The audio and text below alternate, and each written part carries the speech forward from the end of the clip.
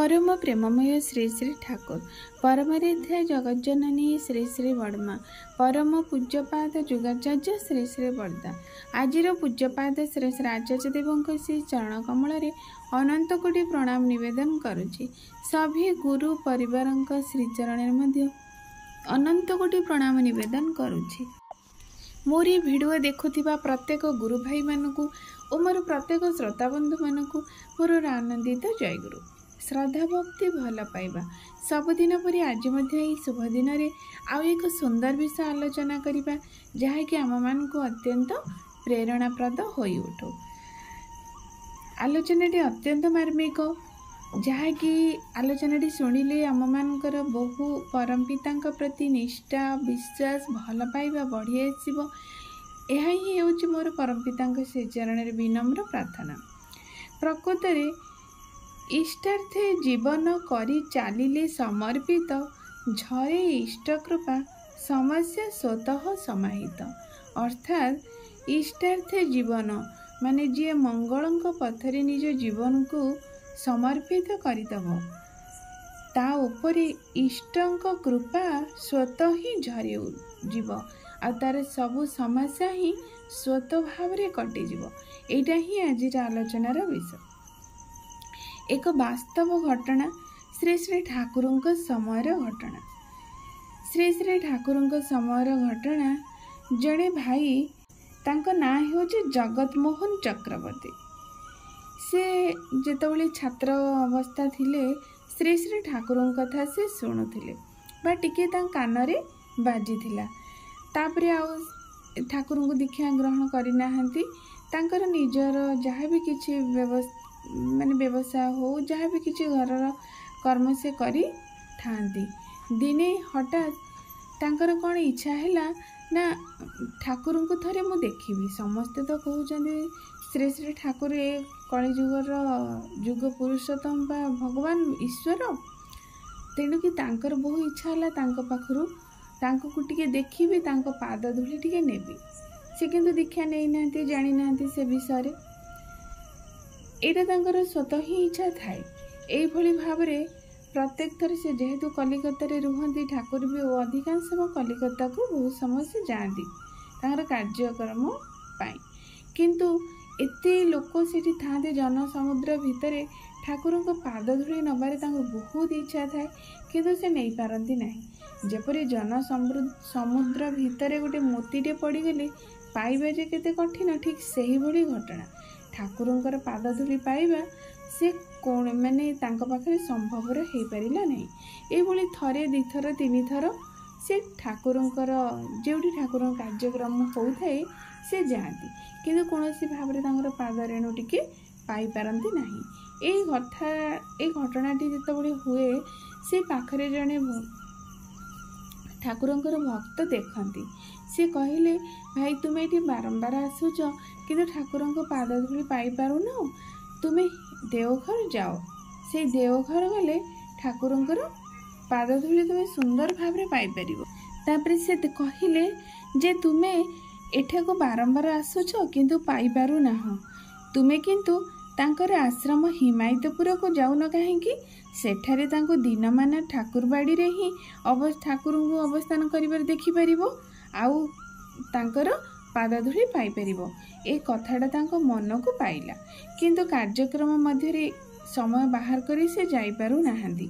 जेहेतु से जने माने सरकारी चाकरी करुथिले तेणु सेथिरु से कोनोसी भाबरे एते दिन छुट्टी नहीं जाई पारंती नाही। किंतु ए भितरे 6-7 मास बीती जाइछि। शेषक दिने ता मन को से स्थिर कले मु हिमायतपुर निश्चिंत भाव में जीवी ठाकुर सानिध्य लाभ करिवे तांको पाद धूली टिके पाइबी। ए भावरे से आश्रम रे पहुँची ठाकुर सम्मुख रे मुह को पोती ठिया हेले प्रणाम कले। ठाकुर तांको प्रश्न पचारिले केतबेले आसिलु रे।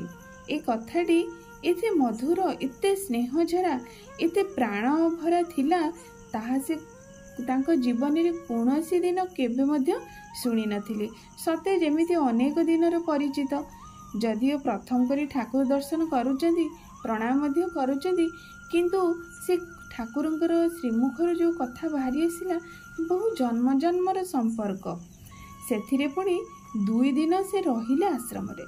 आश्रमर परिवेश श्री श्री ठाकुरंकर ए व्यवहार ठाकुरंकर आश्रम जहाँ भी सब घटना तांको मन को बहु आनंद देइथिला। बहु भावरे से माने ठाकुरंकर ए परिवेश रे निज मन को से उत्प्रेरित करि पारुथिले। एहीपरि केते धीर जीवासिया परे थरे श्री श्री ठाकुर को प्रणाम करुचंदी से जगतमोहन भाई। केष्टदा को डाकी ठाकुर कहिले केष्टदा तांको दीक्षा दे दियंतु। जगतमोहन भाई मने मने दीक्षा नेबा कथा किंतु भाबुथिले किंतु कहि पारु नथिले। तांको मनर कथा जानि पारि ठाकुर एपरि निर्देश देले।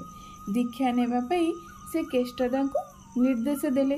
किछि समय परे से बसिचंदी ठाकुर अपेक्षा करिचंदी दीक्षा मते केतेबेले केष्टदा देबे किंतु दीक्षा दिया होई पारिला नाही। दिन सरीगला जेतेबेले संध्या उपनीत माने मध्याह्न जाई अपराह्न हवा उपरे जेतेबेले श्री श्री ठाकुर कहिले किंतु केष्टदा आसिले नाही। दीक्षा भी हेला नाही। मनरे कष्ट दुख मध्य एई समय ठाकुर तांको निकटକୁ आसी कहिले किरे दीक्षा नेइछो। से कहिले आज्ञा ना ना केष्टदा आसिलानी। तापरे से केष्टदा को डाकी पठेइले। तापरे तांकर दीक्षा सुंदर भावरे होई गला। तापरे केष्टदा को तांको दायित्व देले ताकू नहीं जा से विषय सब बुझे दबु। सी तले गले से भाविले जे ठाकुर को बोधे ये केष्टदांकर विलंब है दीक्षा दबार कथा कहले किंतु से निज तरफ कहले मु कोनोसी भावरे तुम विषय किछि कहिनी। ठाकुर तांको निज आड़ू मते पचारे एहीपरि भावरे तांकर दीक्षा से दिन होईगला। हठात दिने एभଳି भावरे थिले। हठात से तो जेहेतु चाकरी करुथिले तांकर पुनरा तांकर चाकरी स्थान को से चली आसिले। हठात दिने ठाकुरंकर खबर गला जे ठाकुर तुमको चाहूचंदी आश्रम रे ए मुहूर्त रे चाहूचंदी। जेतेबेले खबर गला सी आ प्रभुंकर डाकर आसे जे सी आ रहिबे से रही पारिले नाही। कौन करिवे मनरे स्थिर कले मु जेमिति हेले मते आश्रम को जीवाकू पड़िबो। तांको ऊपर ऑफिसर ने खबर देले किंतु ऊपर ऑफिसर खूब भावरे माने कड़ा भावरे मना कले किंतु से माने मनरे स्थिर कले मु जेमिति हेले जीवी मध्य जीवी। आज सिना मना कले काली आउ थरे पचारि देबी जब बच्चे मो चाकरी चली जाऊ किंतु मु आश्रम को जीवी ठाकुरंकर डाकर आसीची। एई भली भावरे मनरे स्थिर करी से पुणी ऑफिस को गले। पुणी तांको से हठात तांको ऊपर ऑफिसर पचारे कौन है जीवा ठीक है ना आज्ञा हाँ। तापर जाऊ खुशी मनरे से तांको छुट्टी देदेले। से छुट्टी नहीं से आश्रम को गले। श्री श्री ठाकुर को पुणी देखा कले। हठात ठाकुर को जिते से देखा कले ठाकुर तांको कहउचंदी केष्टदा को कहउचंदी जे ताको पांजा माने पांजा तांको प्राप्त हैला। से किछि बुझी पारिलेनी। ठाकुर को कहिले ठाकुर मुआ को नहीं करिवे कोन मु निजे मध्य किछि जानिनी। ठाकुर कहले तू जेमती जानी जो मु मध्य जानिनी। एहा कही केष्टदा को दायित्व देदेले जे तांको ए पांजा विषय सविशेष विवरणी प्रदान करिबा पई। एई भली भाबरे तांको माने पांजा प्राप्त होई गला। तापरे ठाकुर कहले सुनु तू जेतेबेले घर को जीवु एथर घर को गले मो आश्रम पाई गोटे राइस मिल आनिबु बड़ बो चाहिए ए कथाटी कहले किंतु तांकर स्त्रींकर शरीर असुस्थ थिला। से जेतेबेले स्त्रींकर शरीर असुस्थ थिला से कथाटी केष्टदा जानिथिले किंतु से कहले तुमे ठाकुर को कहूना तुम स्त्री देह खराब अच्छी। तापर से कहले मो ठाकुर को केमिति मो स्त्री कथा कहबी मो से कौनसी मते कहि पारिले नाही। किंतु ठाकुर तांको बारंबार कहउचंदी सुनो शीघ्र किंतु राइस मिल आनिक देबू खूब शीघ्र मने रखिबू बारंबार भूलिबुनी। किंतु केष्टदा से समय तांको पत्नींकर देह खराब बोली ठाकुर बारंबार कहउचंदी किंतु ठाकुर से पत्नी को देह खराब कथाटार उत्तर किछि न देई से राइस मिल कथा उपरे ध्यान ताकू दउचंदी। एई भली भाबरे से फेरी गले। दिने पर से तांको घर को प्रत्यावर्तन कले। से जेहेतु केष्टदा पुणी आश्रम रे कहिथिले जेहेतु ठाकुर तुम पत्नी विषय किसी शुणु ना कि किसी उत्तर देउ ना ହୁଏତ ତମ ପତ୍ନୀ ଆଉ ନଥିବେ। ଅଶୁଭ ଘଟଣା ବୋଲି ଠାକୁର କହିବା ପାଇଁ ଚାହାନ୍ତିନି। ଏଇଆ କହି ତା ମନରେ ଏକ ଭୟ ଜାଗ୍ରତ କରାଇ ଦେଇଥିଲେ। ସେ ଯେତେବେଳେ ଘରକୁ ଗଲେ ମାନେ ଭାବିଲେ ମୋ ପତ୍ନୀ ତ ଆଉ ନଥିବ, ସମସ୍ତେ କାନ୍ଦ ଭଳି ପଡ଼ୁଥିବ, ମୋ ସଂସାର ଏଇଠି ନଷ୍ଟ ହେଲେ। ଏଇ କଥା ଭାବି ଭାବି ସେ ଘରକୁ ଗଲେ। ଦେଖିଲେ ଘରର ଲୋକମାନେ ଏତେ ବ୍ୟସ୍ତ ବିବ୍ରତ ନାହାନ୍ତି, ସବୁ କଥାବାର୍ତ୍ତା ହେଉଛନ୍ତି। ସେ ଭାବିଲେ କିଛି ଏମିତି ଅବଶ୍ୟ ଘଟଣା ଘଟିନି। ଯେତେବେଳେ ଗଲେ ଘରକୁ ଦେଖିଲେ ପତ୍ନୀ ତାଙ୍କର ଶରୀର ଏତେ ବି ଆଉ ଖରାପ ନାହିଁ, ଟିକେ ଭଲ ଅଛନ୍ତି, କିନ୍ତୁ ଶଯ୍ୟାଶାୟୀ ଅଛନ୍ତି। ତାପରେ ସେ ଯାଇ ଯେମିତି ପହଞ୍ଚିଲେ ଡାକ୍ତରଙ୍କୁ ଡାକି ନେଇ ଆସିଲେ। ଡାକ୍ତର ଯେତେବେଳେ ପରୀକ୍ଷା କରି ଦେଖିଲେ କହିଲେ ଏଇଟା ତ ଇମ୍ପସିବଲ୍ ଘଟଣା, କେମିତି ତାହା ସମ୍ଭବ ହେଲା? ତାଙ୍କର ତ ଏତେ କମ୍ ସମୟରେ ଏତେ ଇମ୍ପ୍ରୁଭ୍ କିପରି ହୋଇଛି? ତ ମିରାକେଲ୍ ହେଇଯାଇଛି। ଏ କଥା ଯେତେବେଳେ ଶୁଣିଲେ ସେ ଠାକୁରଙ୍କର ସେଇ କଥା ବାରମ୍ବାର ମନେ ପଡ଼ିଗଲା। ଯେତେବେଳେ କେଷ୍ଟଦା ତାଙ୍କ ସ୍ତ୍ରୀଙ୍କ ଦେହ ଖରାପ ବୋଲି ଠାକୁରଙ୍କୁ କହୁଥିଲେ, ସେ କିନ୍ତୁ ଠାକୁର ସେଇଆଡ଼େ ନଜର ନ ଦେଇ କେବଳ ଏଇ ରାଇସ୍ ମିଲ୍ କଥା ମୋତେ ବାରମ୍ବାର ମନେ ପକାଇ ଦେବା ପାଇଁ କହିଥିଲେ। ତାପରେ ଯେତେବେଳେ ସେ ଦେଖିଲେ ତାଙ୍କ ସ୍ତ୍ରୀଙ୍କ ଦେହ ସମ୍ପୂର୍ଣ୍ଣ ରୂପେ ଠିକ୍ ହୋଇଯିବ, ଆଉ ଠିକ୍ ହୋଇଯାଇଛି ମଧ୍ୟ, ଏହା ଶୁଣି ସେ ଆଶ୍ୱସ୍ତି ମନୋବୋଧ କଲେ ଆଉ ଗଲେ ତତ୍କ୍ଷଣାତ୍ ସେ ରାଇସ୍ ମିଲ୍ ଆଣିବା ପାଇଁ। ଠାକୁର ଯେଉଁଭଳି ଭାବରେ ଯେମିତି ରାଇସ୍ ମିଲ୍ କହିଥିଲେ ସେଇଭଳି ଭାବରେ ରାଇସ୍ ମିଲ୍ ଆଣି ଆଶ୍ରମକୁ ପୁଣି ନେଇଗଲେ ଦେବା ପାଇଁ। ଯେତେବେଳେ ସେ ନେଇ ଘରିକି ଯାଇ ଦେଖିଲେ ଠାକୁରଙ୍କୁ ନେଇକି ଦେଲେ, ଠାକୁର ଖୁବ୍ ଆନନ୍ଦିତ ହୋଇଗଲେ।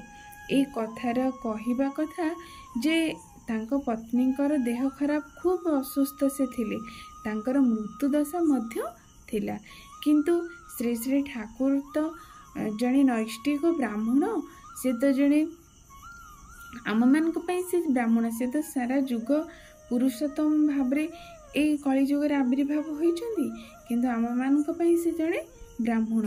ଯେହେତୁ ତାଙ୍କ ପତ୍ନୀଙ୍କର ମଙ୍ଗଳ ଗ୍ରହ ଖରାପ ଥିଲା, ମଙ୍ଗଳର ରିଷ୍ଟକୁ ଖଣ୍ଡନ କରିବା ପାଇଁ ଜଣେ ବ୍ରାହ୍ମଣକୁ ଯଦି ଲୌହ ଦାନ ଦିଆଯାଏ ତାହେଲେ ମଙ୍ଗଳ ରିଷ୍ଟ ଖଣ୍ଡନ ହୋଇ ମୃତ୍ୟୁଦଶା ମଧ୍ୟ କଟିଯିବ, ଯାହାକି ସେଇ ଭାଇଙ୍କ ପାଖରେ ହୋଇଥିଲା। ତାଙ୍କ ପତ୍ନୀ ଏତେ ଅସୁସ୍ଥତା ଥାଇ ମଧ୍ୟ ମୃତ୍ୟୁ ମୁଖରୁ ବଞ୍ଚି ପାରିଥିଲେ କେବଳ ଶ୍ରୀ ଶ୍ରୀ ଠାକୁରଙ୍କ ପ୍ରତି ସେ ଭାଇଙ୍କର ଅକାଟ୍ୟ ଇଷ୍ଟ ଭକ୍ତି ଥିଲା, ଅକାଟ୍ୟ ଇଷ୍ଟ ପ୍ରାଣତା ଥିଲା ବୋଲି। ତେଣୁ ଏ ଆଲୋଚନା ମାଧ୍ୟମରେ ଆମେ ଏତିକି ଅନୁଭବ କଲେ, ଯିଏ ଯଦି ଜୀବନରେ ସଂସାରକୁ କର୍ତ୍ତବ୍ୟ କରି ମଧ୍ୟ ସଂସାରର କର୍ତ୍ତବ୍ୟ କରିବ, କିନ୍ତୁ ଇଷ୍ଟ ନିର୍ଦ୍ଦେଶ ଆଗରେ ସଂସାରର କୌଣସି କର୍ତ୍ତବ୍ୟ ତୁଚ୍ଛ ସବୁ କର୍ତ୍ତବ୍ୟ।